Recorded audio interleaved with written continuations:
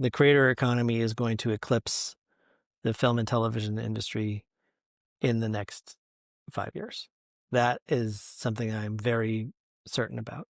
Every subscription business that's professional in the world tracks things like cost of customer acquisition, lifetime value, churn rate. Netflix lives by these metrics. Creators don't really pay any attention to that, and they should. Telling people what day of the week they should release their videos on, that's helpful once in a while. But telling them your completion rate this week was 52%, which is above average for your sector, that's valuable every day. So we're trying to make it so there's insights that are valuable daily, weekly, and monthly.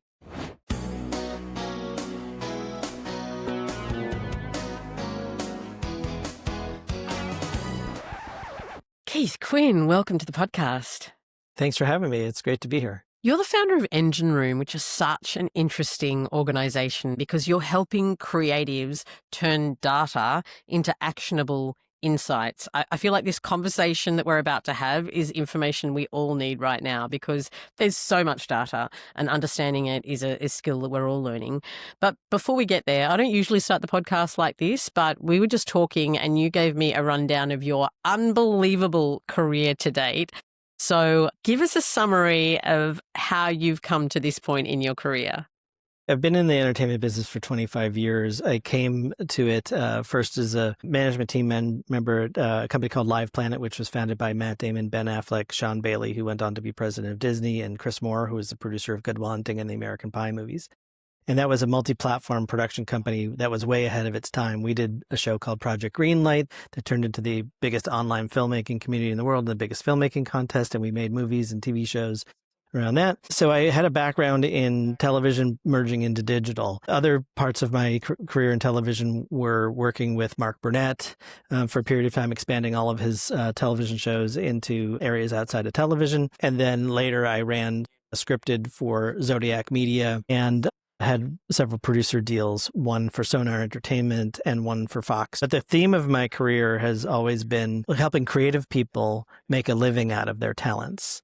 And I've had a couple forays into the startup business. A company I co-founded was called Agility Studios, and that was in the first wave of YouTube in the late 2000, 8, 9, 10 timeframe. And that was a peer company to companies like Fullscreen and Maker Studios, where we were trying to create audience across YouTube. And then I also ran Paramount Pictures' original digital content division, which we built from scratch up to a $75 million P&L and got Paramount back into the episodic serialized content space at the beginning of the streaming boom. And it relaunched the Paramount Television division. I'd been working on platforms like YouTube since before YouTube was bought by Google, and ended up working in podcasting, understanding all the different open platforms. And that led me to what we now call the creator economy. We didn't have a name for it back when I started in it, but the creator economy is people who are creating content across open platforms with no gatekeepers, YouTubers, Facebook people, TikTokers, podcasters.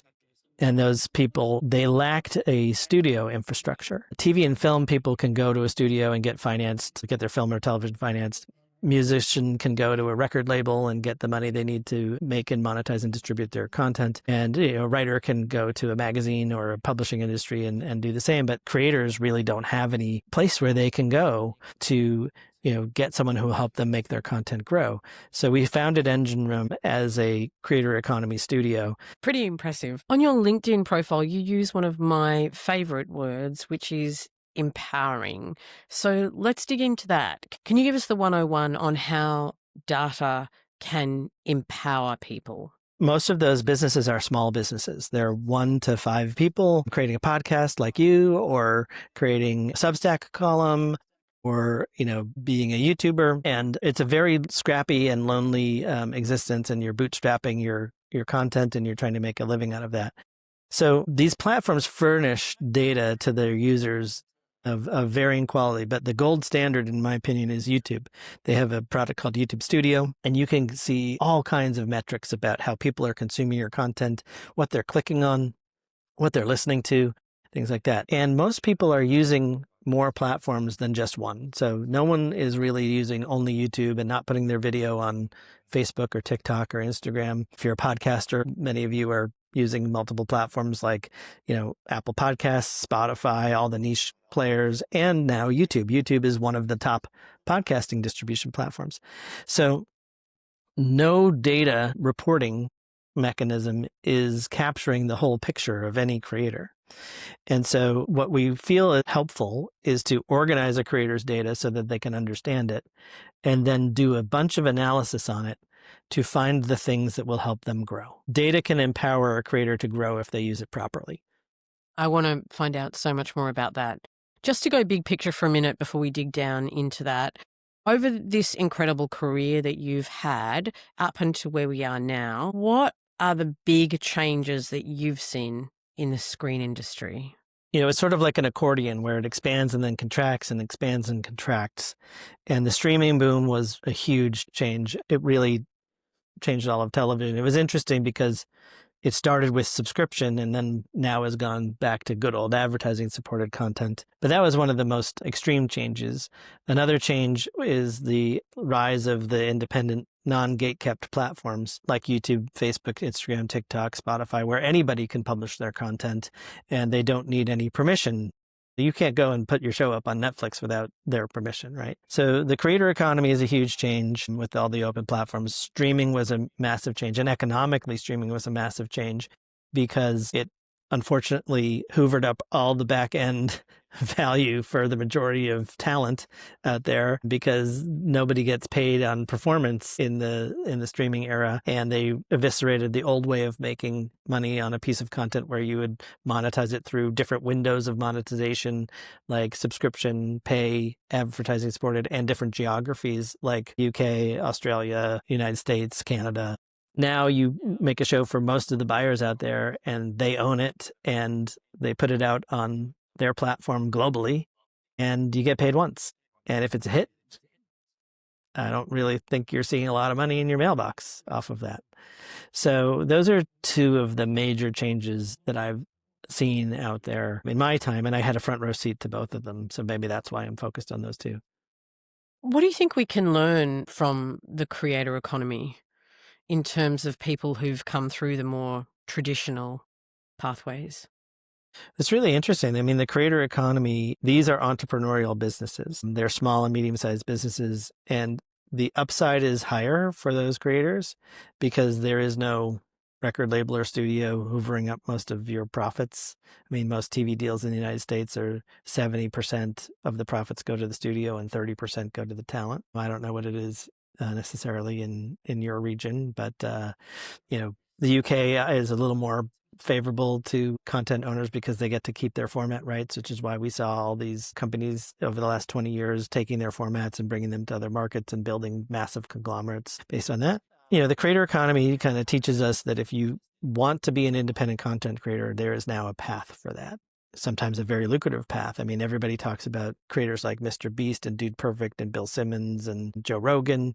And those creators have made hundreds of millions of dollars. In the case of Mr. Beast, his company is valued at billions of dollars. And so it's really interesting. I mean, one of the most interesting things to me is now that YouTube on television sets is the most streamed app, not on mobile, not on computers, but on television sets. So that is fascinating to me. I mean, they passed Netflix last summer, and it's a big deal. And what does that mean for creators on YouTube? Like, does it up the game? You need to be aware that your content's not being watched on a little screen, but on a big screen. What does it actually change in terms of output? Yeah, anybody who thinks that YouTube's for short form content is living like in a decade ago. So, one of the interesting things about YouTube is it's now a wonderful place for longer form content. And longer form content is more profitable. YouTube Shorts make a couple of cents on an ad rate for what's called a CPM, if everybody knows what that is. The vertical shorts make a couple pennies. But once you start getting into longer horizontal video that can be played on television sets, you start getting into CPMs that are $4 or $10 or $20. And it's really just a function of how many ad breaks they can serve on your program. So the more time of the video you have that people watch, the more ads that get served. And therefore, There's nothing that's stopping an hour of content on YouTube from monetizing the same way as an hour on television does. So you started Engine Room to help people understand the data and give the creator economy some framework. Is that right? Yes, we initially started it to be a studio for creators where we would give them project finance to expand based on strategies that we had derived from looking at their data and their performance. And then we realized that looking at the data and the performance was itself very, very valuable. So we started off with one problem and solution. The problem was the creator economy lacked a studio infrastructure. So we were going to provide that. The problem we discovered along the way was that creators get a wealth of data from the platforms where they're operating, but they are overwhelmed by that data. And they're usually small businesses, so they don't even have the capacity to look at it. They're not McKinsey analysts that understand how to crunch the numbers. They're not spreadsheet jockeys. They're talented people who are good at making videos about baking or podcasts that are funny. And they're not sitting there saying, God, I need to crunch my numbers today. It's probably the last thing that many of them want to do. So the problem that we decided to solve was we would organize all that data and then we would start crunching the numbers for them. And the holy grail of this is when we can do a bunch of analytics that we've tested to determine that they're commonly useful. And then we present the end result of all that analytics to creators in sort of a headline soundbite. Like, I'll give you an example. We found over this one creator that her list videos, like 10 recipes for Christmas, for example, were above average revenue and above average views 97% of the time. That said to us, maybe she should make more of those. And then she said to us, that's really good because those are the cheapest ones to make. So we found something that was the most popular and the cheapest, and she could make a lot more of them. So we funded her to hire an editor to do all the edits of her content into these longer supercuts. And that freed up her time to make more content. So she was making double the amount of content, and the editor was producing many more times than double the amount of content. And her YouTube views went from several 100,000 a month to 7 million a month on average. And not only that, but it had a ripple effect. She had a subscription to recipes of instructional video, and all that volume of new viewers caused her subscription audience to double. So her revenue went up by 2x on her subscription. And then, as you may know, brand deals are a big component of revenue in the creator economy, sponsored videos. And the price of her brand deals, because she had a larger reach in her audience and higher engagement, went up 4.5 times. So she was incredibly better off. And it was all from insights like, hey, you should make more list videos, or things like, you have too many of your instructional videos outside your paywall. Let's pull them all inside your paywall because you won't be undermining your subscription offering if you do that. And we also found things like her videos released on the weekends made 4 times the amount of revenue as the videos released on weekdays. So these are all things that if we tell anybody that, they can take action and make an adjustment that makes them more money or helps them achieve other goals. And all of it stems from having the ability to assess and analyze the data coming out of the platforms. So in a case like that, did she come to you or did you go to her? How does the relationship work? We went to her and we said, we think you have untapped potential. She liked what we were saying, and we made a commercial arrangement with her to fund growth. And then we tapped into her YouTube Studio, Meta Business Suite, Patreon analytics, and started crunching the numbers. That was really early on in our existence. And since then, we have now created a platform that ingests all that data for a creator fairly instantaneously and in real time. So they come in, they register, we start sucking in their data, and we present it to them in this nice interface. But then we start doing all these analytics in the background. The product that we're launching in January will have like this carousel at the top, sort of like a Netflix video carousel, but instead each card will show you a recommendation based on your data. Or it might show you something like, hey, we've found a creator that you might want to collaborate with, and they want to collaborate with you. And we'll tell you that, and you can connect with each other on our platform. And the way that we make with creators, it's a little bit like a dating app where We find creators that are talking about the same thing in their shows or that have common interests. So it could be the topics you have, or it could be the people listening. You may have different topics on your show than another podcaster, but if you have a very similar audience, those people might like both shows. And so it's a great way to, encourage people to have guests on their show or to do collabs or even just to exchange promotional shout outs. And on a practical level, do you then become an investor in that creator, or they pay a subscription fee, or there are various models that you can undertake? So here's the model that we've come to. We initially were doing investing in the creators, and then we were inventing this technology to make us really good investors. We figured it would be our competitive advantage that helped us find and grow creators. And that was a win for everybody, because if we only make money when a creator makes more money, we're never going to pick their pocket in our model. We are only going to take a piece of the new value that we create. But now the company is a subscription model. It's a software as a service model. So creators come in and they pay a modest subscription fee, like $39 a month. They get all of these insights for that.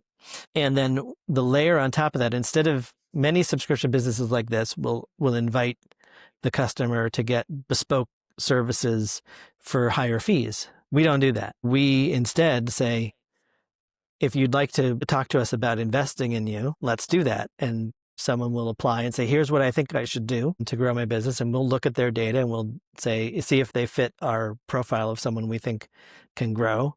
And if they do, then we'll make a proposal to them to provide them with growth capital. So we actually don't ask them to pay us, we actually provide them with funding. Wow. It's so interesting. It's a very new business model that really just fits the creator economy. This episode of We Interrupt This Broadcast is sponsored by AFTRS, the Australian Film, Television and Radio School. For more than 50 years, AFTRS has been working with our industry, always delivering incredible education and training to our Australian storytellers. So if you're looking for a full-time course or a short course, if you want to be on campus or online, anywhere in Australia, AFTRS has a course that's going to suit you. So if you just have the subscription model and you get the information, my lists are doing really well, or when I post about this on Patreon, it's working better. It's then just up to the creator to go, oh, that's interesting. I'm going to double down and see what happens. Yeah, I mean, they can either listen to the recommendations or not. We will eventually try to make it so that we can follow whether they actually adopt the recommendations and see if we can measure the results. That would be a great thing. And so we'll try to do that. And we'll try to facilitate some of the recommendations. So we say to somebody, hey, your subscription offering of your podcast, you're offering a bonus episode every week. That's a fairly common thing for podcasters to do. And it's behind a paywall on Spotify and maybe Supercast or another platform, Patreon. We'll actually start crunching the numbers on their subscription metrics. So every subscription business that's professional in the world tracks things like cost of customer acquisition, lifetime value, churn rate, things like that. Netflix, lives by these metrics. And creators don't really pay any attention to that. And they should, because, for example, we found a creator that had a $9 subscription for bonus content, and her lifetime value was 10 to 12 months. That was over $100. And we said, let's spend money on advertising to try to attract new subscribers. She's like, well, what's a good conversion rate? And we're like, if we can spend $30 or $40 to get somebody, that's totally worth it. She's like, why would you spend $30 to $40 to attract a $9 a month customer? We're like, because the average amount that they stay is $110. And so, we're doing a little bit of education as well. In teaching people how to use their data. The key for us and what will make Engine Room really effective is if we can make the recommendations really easy to understand and really easy to take action on. And it's very easy to take action on something like make more list videos or, the optimal subscription price for your type of content is $6 a month. People want answers. They want to hear the answer first. And then if they want to interrogate how you got there, you have to be able to allow them to do that. But if you explain it all to them first, they'll tune out. And so we try to provide them with a recommendation. And then if they say, why do you think that, Engine Room? We back it up with data and analytics. And not all data is equal, right? So are there key things that you're looking for in terms of, you talk about lifetime value, but also watch time? frequency of visits? Like, what are the key bits of data that you find most valuable? Well, it's constantly changing, but you're clearly knowledgeable about this area and you're hitting on some of them. I mean, watch time is much more important than view counts, for example. Completion rate on a podcast is much more important than downloads. So it's really like we have a very robust understanding. I mean, remember, I've been working on YouTube since before they were bought by Google. So, and I've made podcasts on my own and I've looked at the data. And so we're very knowledgeable about the metrics that are available, and some of them are not important most of the time. But then there's other ones that are highly, highly, highly important. So we apply some sector knowledge to filter out what's important and what's not. Like, telling people what day of the week they should release their videos on or their podcast on, that's helpful once in a while. But telling them your completion rate this week was 52%, which is above average for your sector, that's valuable every day. So we're trying to make it so there's insights that are valuable daily, weekly, and monthly. And understanding this is important, not only so you can keep growing all of those metrics, but also, as you mentioned earlier, one of the big sources of revenue in the kind of revenue stacking model that we're now moving into, where it's not just going to be one big payday for a television commission, but you're going to get multiple sources, is this sponsorship idea. And so you want to be able to understand your data and then be able to communicate that value to potential sponsors or brand deals, right? Yes. And so we actually got hands-on in doing brand deals with some creators to learn more about it. And I have a long background in doing sponsorships back to, Project Greenlight in 2001 was sponsored by Sam Adams and then HP and then Blockbuster. That's how old the show is. And Mark Burnett did a lot of sponsorship in his reality TV as well. And so I've been doing sponsorship for a long time, but we got very hands-on in doing creator economy sponsorships. TikTok doesn't monetize the way that YouTube does, but it is very profitable to have a big audience on TikTok. And that's almost entirely because of sponsorship and commerce links. And so on the sponsorship side, if you can clearly articulate who your following is and how engaged they are, it will help you sell larger and larger deals. And so one of the things that the platform does is it takes in all this data. So the data is official data that's directly from the platforms. And then we actually have a function that allows you to create a rate card for sponsorships that you can give to the brands and say, here's my engagement stats. There's no pricing system for the creator economy. Everybody's just making it up. And so what happens is the agency or brand will call you and say, what do you charge for this type of integration? And a lot of people are just charging what they charged the last person. So we try to justify that pricing, and we think that we can create some standards in that industry. The other thing is that there's no repository of that information out there. Nobody's tracking everybody else's brand deals. And what we have in our tool is just like we ingest your YouTube data and your Facebook data and your Spotify data, we'll also allow you to report the sales that you're doing on your own. Sometimes Spotify sells your ads and fills it just like Google does on YouTube.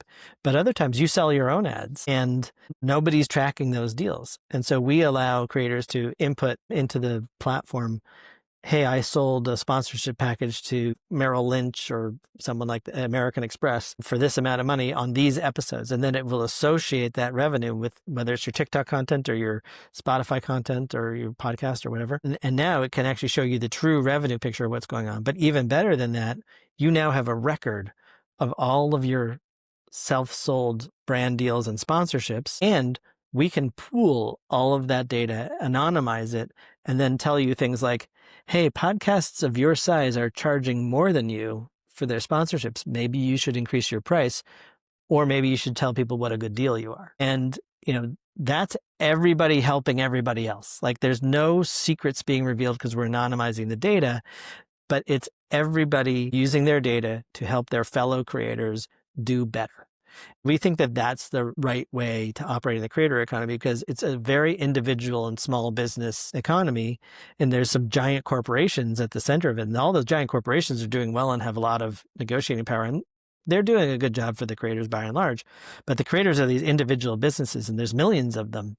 And, if they kind of work together, as long as someone's not like the direct competition, it's pretty great. Your gain is someone else's gain. one of the tried and true methods in the creator economy, especially podcasting, is doing collabs and guesting, right? So you invite someone on your show that has a big audience on their show, and you go on their show, and you're kind of cross-pollinating your audiences, right? And that is very effective, and has a lot of friction in that system because it really is limited to who you know and who you can get to. If your podcast is much larger than someone else's podcast and they ask you to come on it, you're kind of doing them a favor, and it's a little bit of a lopsided value exchange. So what we do is we say to people, here are people who might be a good fit for you to collaborate with. Also, your show's twice as big as the other person's show, so you might need to do a little bit extra for that person. We kind of act as like a little bit of a referee in there. And we make it so it's not just who's in your network that you're bothering over and over again to collaborate with or asking favors of or friends of friends.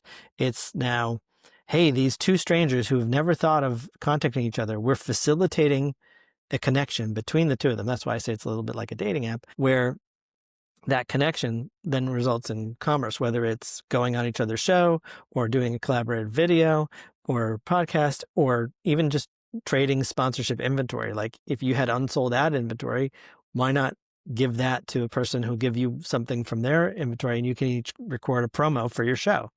So we're sort of facilitating, and taking the friction out of doing collabs in the creator economy. And then the same principle can be used to help advertisers identify creators. So let's say there's an advertiser that loves to interrupt this broadcast, right? And they're like, that's great, but I'm Coca-Cola, or I'm some big brand, and the show doesn't get me the reach that I need because I'm trying to sell my product to everybody in the world. But I really like that audience. Well, we can show them, 100 other shows that reach the same type of audience with the same type of content. It's almost like Goodreads, where you get like a similarity score. And then they can reach out on our platform to all those other shows and say, we found you because we have a great experience with We Interrupt This Broadcast, but we need to 10x or 100x our reach. So we'd like to sponsor your show too. And that's a win for everybody because you're not losing anything, but the success that you have is now being paid forward to many other creators in this very positive manner. And it's solving a problem for the brands because large brands can only efficiently buy the biggest creators in the marketplace. So that's why SmartLists and all these shows get all the best ads. But the midtail is usually very, very, very powerful because audiences love their niche shows, and the midtail is hard to buy for big agencies and brands. But if we help aggregate a large amount of the midtail to approximate the same as like one big show, then the advertisers are probably going to get a better result because those niche shows have higher engagement and a more passionate audience base, even if they're not as large.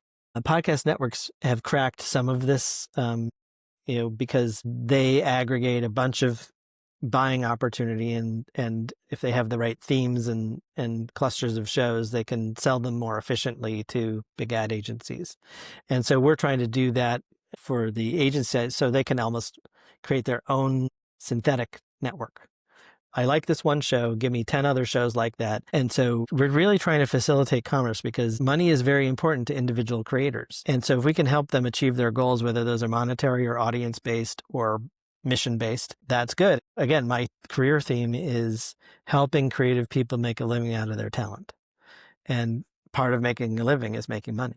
And there's certain like leaders in the creator economy who have established really interesting businesses that are clusters of content creators, like Bill Simmons, who created The Ringer. He started with his own podcast, but then he clustered similar podcasts underneath the Ringer umbrella, and they cross-pollinated the talent and things like that.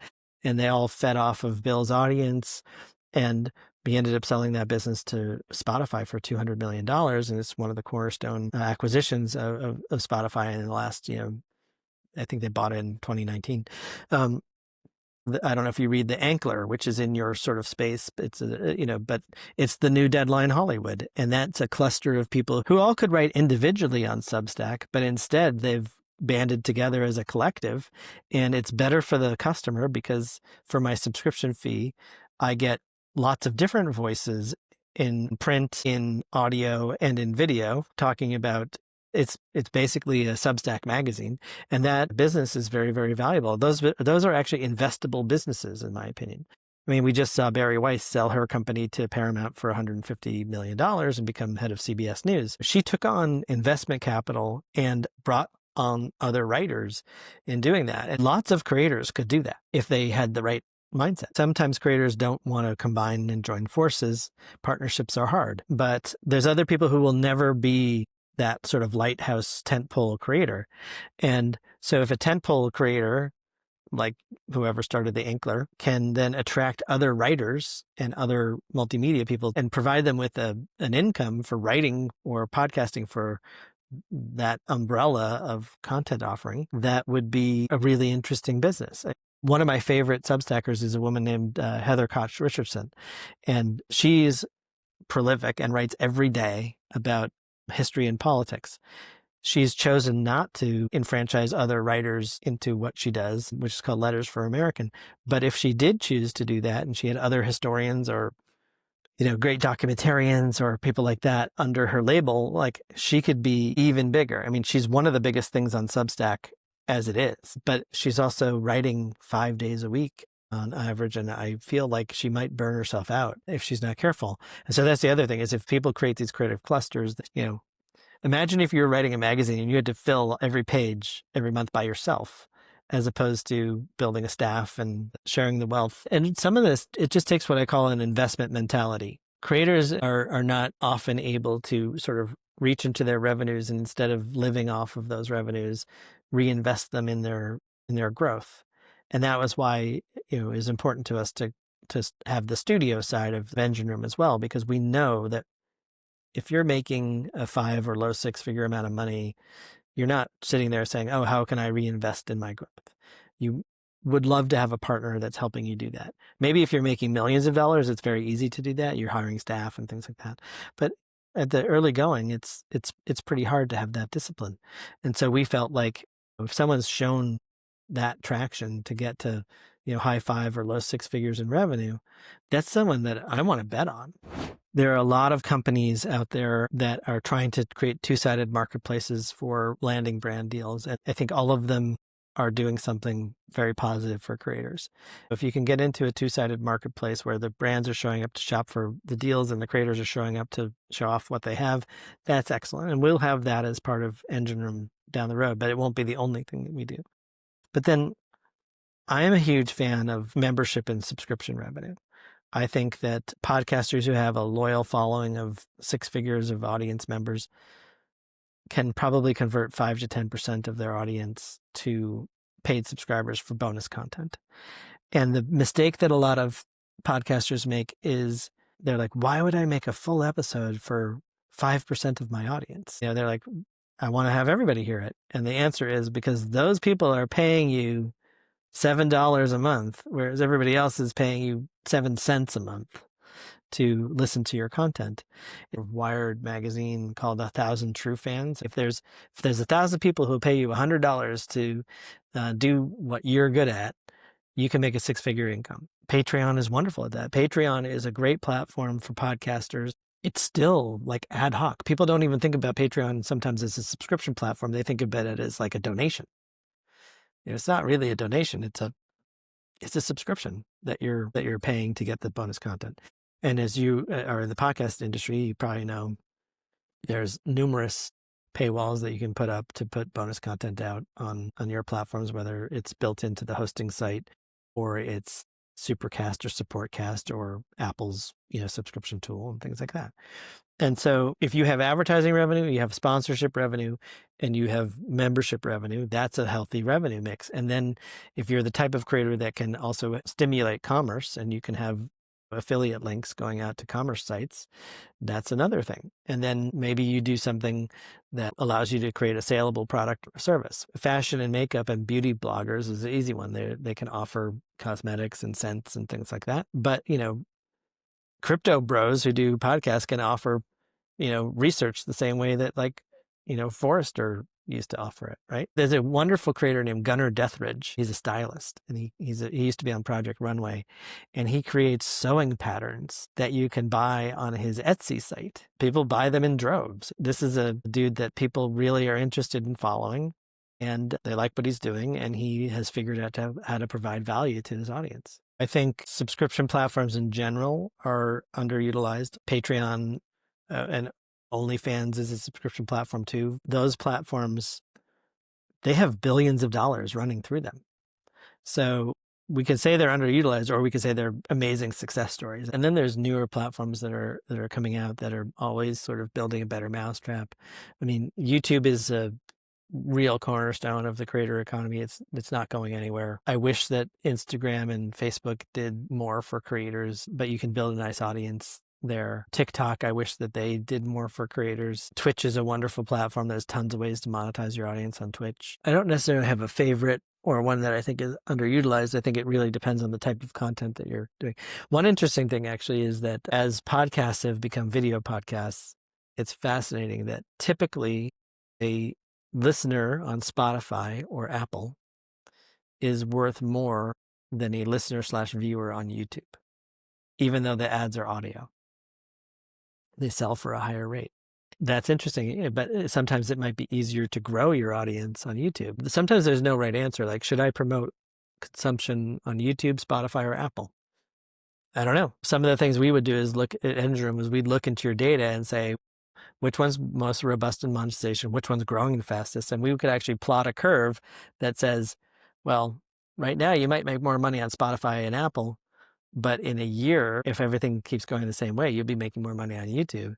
So maybe double down on YouTube. We would apprise people of the trade-off, right? And also sometimes the advertising revenue is not the majority of your revenue.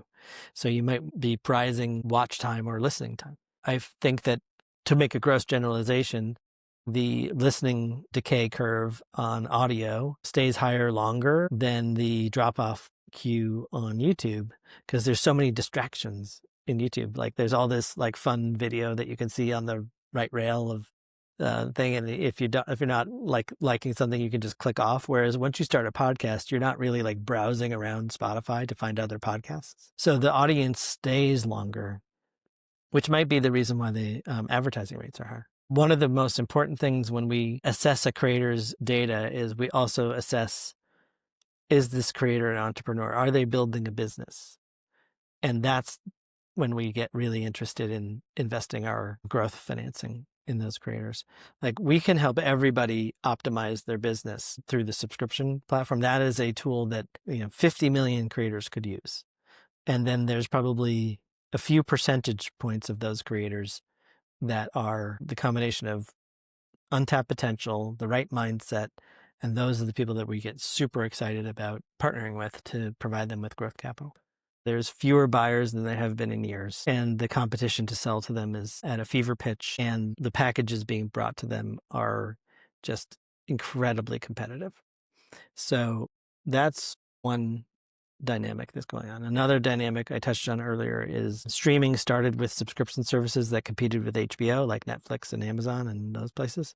And now we've swung back to ad-supported video on demand, like Pluto and Tubi, and I get all my sports now through Fubo. And these are businesses that have realized that advertising is very robust. And Reed Hastings, who's a genius, had said for many, many years that Netflix was never going to have an ad-supported tier until everybody started making money on ads, and they realized that they could probably make a lot of money on an ad-supported tier. So what's old is new again. We're now getting back to the cable bundle, where you were seeing streaming bundles, basically synthetic or over-the-top cable companies in Amazon, Roku, Fubo, etc. And so people are like, I don't really want to have 100 apps on my smart TV. Back in the days of cable, they'd say, oh yeah, most people watch 10 channels on their cable subscription. Well, I would assert that most people watch under 10 streaming applications on their smart TV, and most of them include YouTube and Netflix, depending on how old the people are in your house. And then it's, whichever other ones you're going to subscribe to. So like now the media companies are just like, oh, well, what's a tried and true, tactic here? Oh, let's bundle. I guess the nice thing is that the bundling is now going more directly to the content owners and content creators. But sadly, the content creators on the global platforms have been aced out of meaningful participations, which is why the creator economy is kind of where it's at. I mean, the creator economy is growing much faster than series or film. It's about the same size as U.S. television. It's growing faster. It's on track to double in size over the next 3 years. And it's a more dynamic marketplace. And the riches are in the niches in the creator economy, and the creators are directly realizing their upside. Whereas, again, you can make a hit show for HBO Max or Amazon, and they do not pay you a bonus based on the ratings, and you're not going to sell foreign on that show or syndication on that show. Like, it used to be you got to 100 episodes on your TV show on ABC, and there was a multi-million-dollar windfall. Seinfeld famously is billions of dollars for Sony and Castle Rock. I don't know that people are getting big checks on the licensing of Stranger Things to other platforms. The cast gets a big raise, but the creator economy is going to eclipse the film and television industry in the next 5 years. That is something I'm very certain about. Another thing that I think is going to happen is that the independent entrepreneurial finance model for film and television content is going to rebound because the talent is tired of not getting the fair share of the upside. It's an individual against large multi-hundred billion dollar corporations. So the negotiation power is very fragmented on the talent side, and that's not fair. And so there's going to be a lot of talent who says, you know what, I'm not going to sell out my intellectual property for a fee now. Instead, I'll make this independently. I'll license it all around the world to different platforms. The advent of ad-supported platforms that can't afford to make a Game of Thrones or a Stranger Things, they're willing to go back to the game of licensing regionally and for a shorter period of time. I think we're going to see what's old is new, like people going back to the days of independently financed, not only film, but television. Carsey Werner and Castle Rock and those places, they financed big shows in the 80s and 90s, and people made billions of dollars off of doing that. And, for my money, I'd rather get paid half my fee and own a much bigger portion of the show to make an independent TV show than get paid my full fee and never get any kind of upside in the deal. This has been an absolutely fascinating conversation full of so much value. Thank you so much. We always end the podcast asking our guests for one big idea that if they could implement would make the screen industry better for all of us. So what's your big idea? My big idea is that all the global streamers should create a different method of revenue sharing on the upside to incentivize talent to produce for their platforms. It would lower the costs for them on originals, and it would put the incentive back in the game for the individual creators. I think it's like one of the most important things that could happen right now. I feel like otherwise the global streamers are slowly destroying the economic system for the people that provide their content and their lifeblood. So when the exchange of value is out of whack, as it is right now, I think that's very dangerous. So I would say figuring out an economic system for global platforms is crucial right now. Yeah, such a great point. Thank you so much for your time, Keith. Really appreciate you joining us.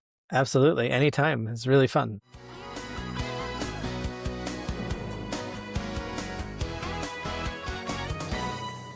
We Interrupt This broadcast is recorded on the unceded lands of the Bunurong people of the Kulin Nation and the Kaurna people of the Adelaide Plains, and we acknowledge them as the traditional custodians and first storytellers of these regions. Always was, always will be.